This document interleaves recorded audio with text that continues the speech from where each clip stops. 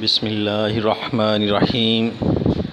अस्सलामुअलैकुम सामाईन, उम्मीद करता हूँ आप लोग सब खैरियत से होंगे। अल्लाह ताला आप सबको अपने हिफ्ज़ व अमान में रखे।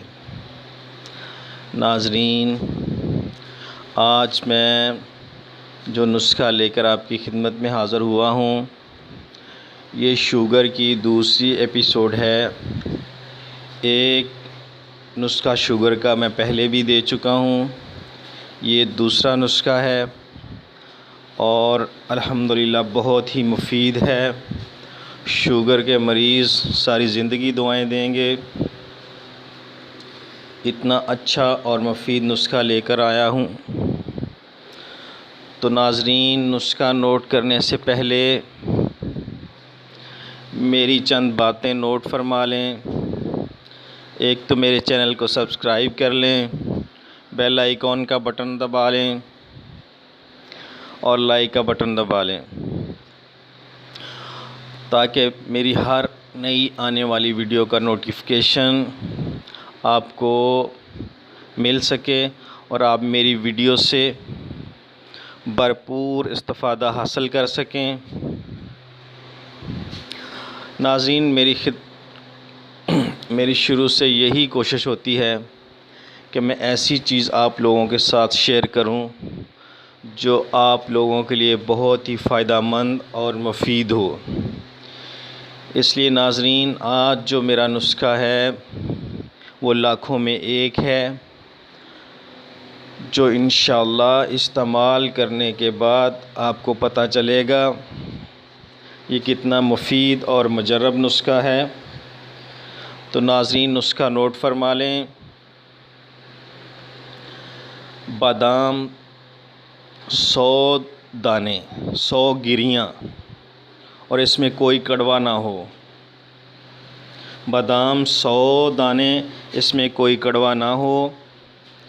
काली मिर्च 100 दाने, काली मिर्च 100 दाने।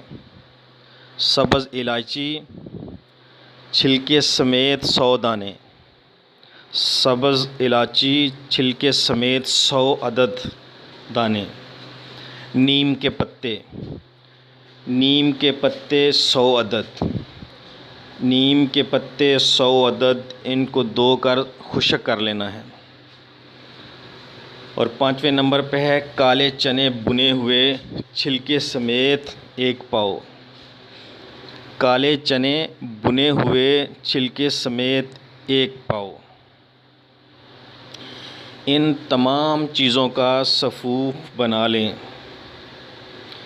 इन तमाम चीज़ों का सफ़ूफ़ बनाकर दिन में किसी भी वक्त आधा चाय का चम्मच इस्तेमाल करें। इंशाअल्लाह ज़रूर शफ़ा नसीब होगी और शुगर पे मुकम्मल कंट्रोल हासिल हो जाएगा और ये नामुराद बीमारी जड़ से ख़त्म हो जाएगी। क्योंकि ये ऐसी बीमारी है जो इंसान को बिल्कुल दीमक की तरह चाट जाती है और इंसान बेबस होकर बिस्तर मर्ग पे पड़ जाता है। और नाज़रीन, इंशाअल्लाह ये नुस्ख़ा मेरा इस्तेमाल करने से आप बिल्कुल एक आम इंसान की तरह ज़िंदगी बसर करेंगे और अपने आप में कोई कमज़ोरी महसूस नहीं करेंगे। ये ऐसा 100% और शर्तिया इलाज है। व्यूअर्स, अब इजाज़त दें और दुआओं में याद रखें। अस्सलामु अलैकुम व रहमतुल्लाहि